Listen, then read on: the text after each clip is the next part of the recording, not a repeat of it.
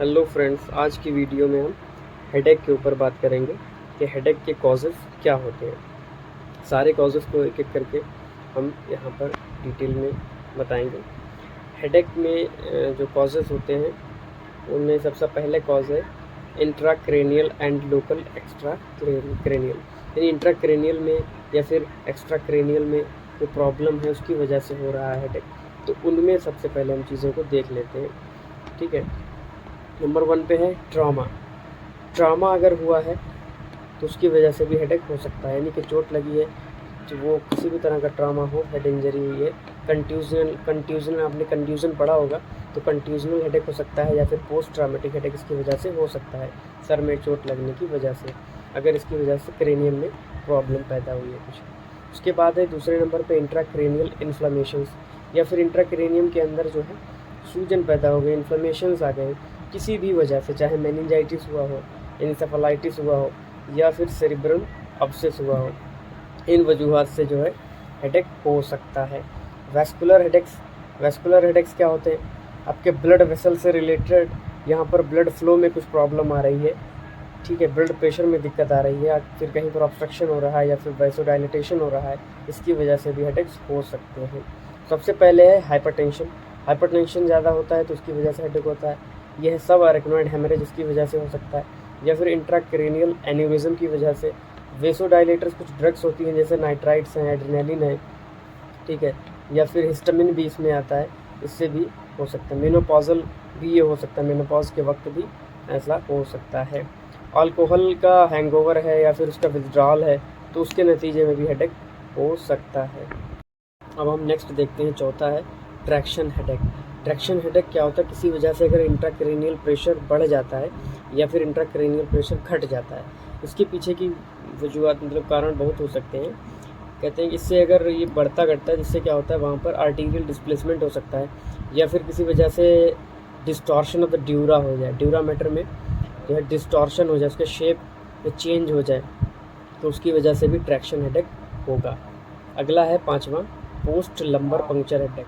जब lumbar puncture किया जाता है तो उसमें से CSF निकाल करके हम टेस्ट कराते हैं, तो कुछ क्वांटिटी में CSF निकल जाता है, उसकी वजह से क्या होता है CSF का प्रेशर कम हो जाता है, इसी वजह से हेडेक हो सकता है। छठा है कफ हेडेक। कफ हेडेक क्या होता है? इसमें बहुत ज़्यादा तेज़ सर दर्द होगा, सीवियर हेडेक विद कफिंग, खांसी भी आएगी, स्ट्रेनिंग भी होगी और स्नीजिंग भी होती है, इनके साथ सर में दर्द बहुत तेज़ होता है।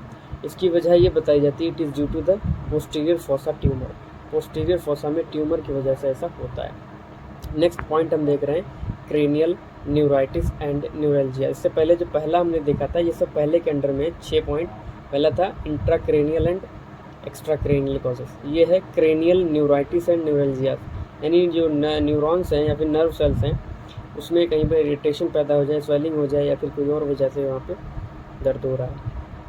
ये इसके क्या क्या कारण हो सकते हैं, कॉजेस हो सकते हैं? ऑर्बिटल न्यूरल्जिया हो जाए, या फिर neuralgia of great occipital nerves, great occipital nerves का न्यूरल्जिया, उसकी वजह से भी हेडेक हो सकता है। या फिर गैसेरियन गैंग्लियन का आरपीज इन्फेक्शन हो जाए। गैसेरियन गैंग्लियन को ट्राइजेमाइनल गैंग्लियन भी कहते हैं। इसमें अगर आरपीज इन्फेक्शन होगा तो भी हेडेक होगा। जी, अब हम देखते हैं थर्ड टाइप ऑफ कॉजेज़, तीसरे तरह के कॉजेज़ जो हेडेक कॉज करते हैं, पैदा करते हैं। तीसरा जो है वो है जनरल या सिस्टमिक कॉजेज़। इसमें सबसे पहला है एनॉक्सीमिया। एनॉक्सीमिया का मतलब यही हो गया कि बॉडी में ऑक्सीजन की कमी हो रही किसी वजह से। जैसे फॉर एग्जांपल एनीमिया है किसी को, एनीमिया में क्या होता है, HB कम होता है, ऑक्सीजन ज़्यादा बाइंड नहीं हो पाएगा तो बॉडी में ऑक्सीजन की कमी होगी, जिसकी वजह से ये कंडीशन पैदा होगी और हेडेक होगा।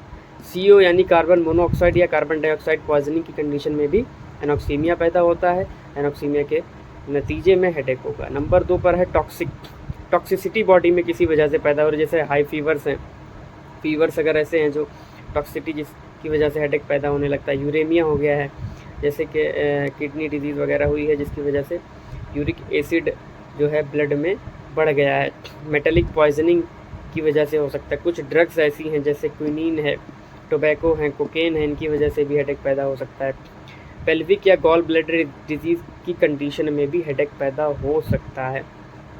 फिर है कॉन्स्टिपेशन। ये सब टॉक्सिसिटी पैदा कर रही है। इन सब चीज़ों से अगर टॉक्सिसिटी हो रही है तो हेडेक होगा। इंटेस्टाइनल स्टेसिस की कंडीशन में भी हो सकता है, यानी इंटेस्टाइन का जो मूवमेंट है रुक गया है, तो इससे भी टॉक्सिसिटी पैदा हो सकती है। जो फजलात यानी कि जो ख़राब चीज़ें वो निकलना चाहिए, वो ब्लड में एब्जॉर्ब होने की वजह से ऐसा हो सकता है। नंबर 3 पर है मेटाबॉलिक फैक्टर्स।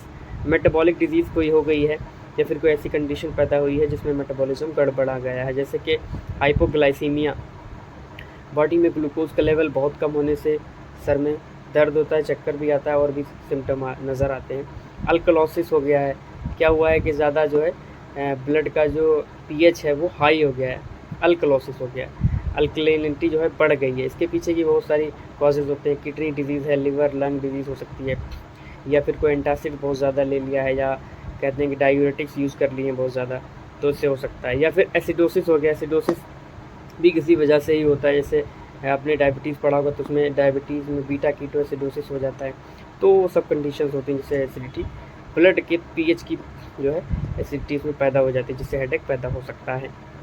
नंबर 4 पर है हीमोपोइटिक फैक्टर्स।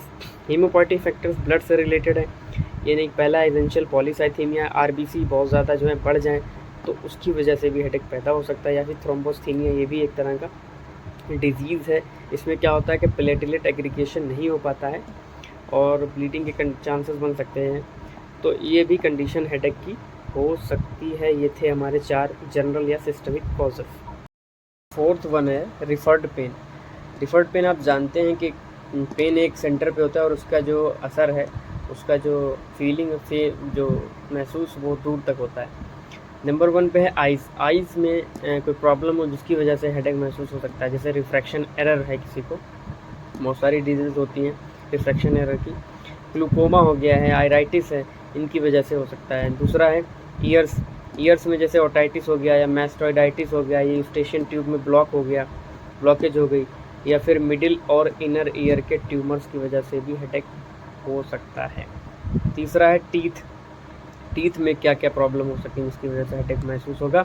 पहला इम्पैक्टेड टीथ। इम्पैक्टेड टीथ वही होता है जैसे कि कोई दांत ऐसा है जो पूरी तरह से इरप्ट ना हो पाया हो, निकल ना पाया हो, जैसे कि आप लोग जानते हैं जो विजडम टूथ होता है, पीछे सबसे पीछे का जो दांत बाद में निकलता है, जिसको लोग अक्कल की दाढ़ बोलते हैं, अक्कल का दांत बोलते हैं, तो वो जो दांत होता है पूरी तरह से कुछ लोगों को नहीं निकल पाता, या फिर उसकी पोजीशन ऐसी हो जाती है कि वो नहीं, आधा निकलता है आधा अटक जाता है, तो वो इम्पैक्टेड टीथ होता है जिसकी वजह से भी हेडेक पैदा हो सकता है।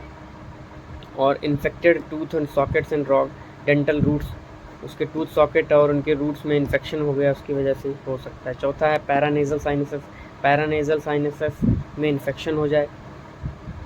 और 5वां लास्ट वन है नेक। नेक में क्या होता है, नेक के जो अपर सर्वाइकल स्पाइन में कोई डिजीज़ की वजह से क्या होता है कि ऑक्सीपिटल और फ्रंटल पेन महसूस होगा। ये थे हमारे रिफर्ड पेन। अब हम देखने जा रहे हैं 5वें नंबर पर है साइकोजेनिक। साइकोजेनिक ये बहुत कॉमन, मोस्ट कॉमन कॉज है हेडेक का आजकल। साइकोजेनिक क्या होता है कि किसी भी पेशेंट को जो है कोई उसका जो है दिल को ठेस पहुंचा देता है, जैसे कि कोई आशिक जो है माशूका को अपनी धोखा दे देता है, या फिर दिल उसमें टूट जाता है, उसमें इंसान जो है बहुत सैड हो जाता है, या फिर कोई ऐसी कंडीशन जिससे बहुत बड़ा सदमा लग रहा है किसी के दिमाग को, तो उसकी वजह से हेडेक पैदा हो सकता है। अगला है 6ठा टेंशन या फिर मसल कॉन्ट्रैक्शन हेडेक। ये किस वजह से होता है ये टेंशन हेडेक? स्केलेटल मसल्स जो नेक की हैं, फ्रंटालिस की और ऑक्सीपिटल मसल्स हैं, इनमें कॉन्ट्रैक्शन की वजह से होता है। कहते हैं कि ये इमोशनल कंडीशन की वजह से हो सकता है। अगर इमोशनल टेंशन है तो उससे यहाँ पर कॉन्ट्रैक्शन पैदा होगा और हेडेक वो जो है मालूम होगा, महसूस होगा। लास्ट वन है एक्सर्शनल हेडेक। एक्सर्शनल हेडेक क्या होता है कि जो पेशेंट है उसने क्या किया, कोई बहुत ज़्यादा बॉडी पे जोर डाल दिया है, एक्सर्शन, चाहे वो फिज़िकल एक्सर्शन हो या फिर कह लें कि मेंटल एक्सर्शन हो, तो उनकी वजह से क्या हो सकता है, हेडेक पैदा हो सकता है। Thank you.